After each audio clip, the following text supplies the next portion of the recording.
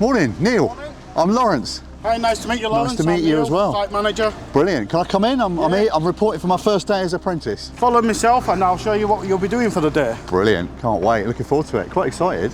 Right. Okay. Wow, it's beautiful. Look at the ceiling up there.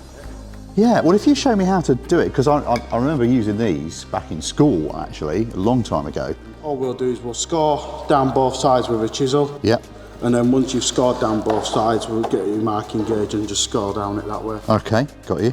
What's the benefit of employing apprentices? You've still got the school environment with the college, so yeah. It's not a huge transition of coming from school environment to a workplace environment. It can be quite daunting. Yeah. This way you've still got a bit of both in your life, and it's a gentle transition as well. So going on the mental health side of like children developing into being adults, I think it's also can play a great advocate. I mean, yeah. You know, I was working the other day with a couple of apprentices and they were saying how good it is and how they enjoy it. They get to work in all different areas. They get the theory side out of the way and then they come back and then put all that into good use. That sounds, I mean, it sounds like that's the dream that you've just described of an apprenticeship, which is absolutely brilliant. Is there any advice that you'd give to employers who'd never perhaps had an apprentice, or an employer who wasn't sure, maybe thinks it's a bit expensive to take on an apprentice? There is obviously some cost to taking on an apprentice, but in the grand scheme of things, it's not about always the investment in yourself. It's a responsibility to keep the local business in local areas and train other people up.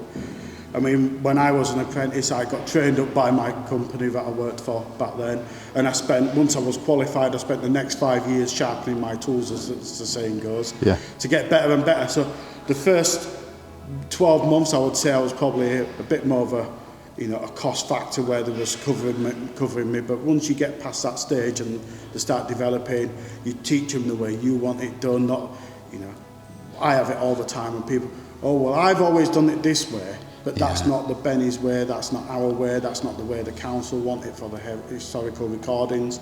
So we get to bring people in and teach them how we want it doing, and teach them the correct ways and the correct methods for not only ourselves but for our client and what suits this economy. That's brilliant. I mean, I hadn't even thought about it from that perspective, the kind of nuances, the loyalty from apprentices to the company, and you kind of shaping them how you want them sounds really important. Do you think, in your experience, that apprentices are loyal to companies? I mean, everyone wants to progress and move on, but are they more likely to stay with you if they've been through an apprenticeship, do you think? In my experience, as long as you've got a great company that looks at investing in people, don't matter where they are. I mean, I can only speak for the companies I work for, and I've always worked for companies, luckily, that have always treated me really well. And they've all been massive investors in people, and all of them have invested in new apprentices. And we've taught them, we've brought them up, and we've moulded them.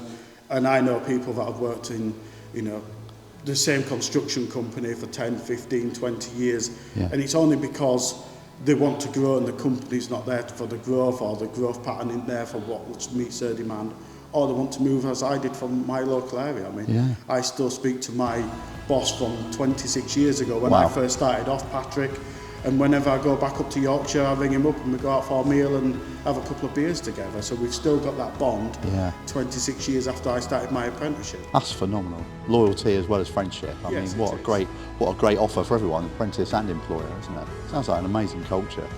People want to work hard, they want to work with each other, do what they can. And I think you said earlier, an apprentice can be up to speed within a few months, and then they're really adding value to the business, even though they're still learning, which is absolutely amazing. Yeah.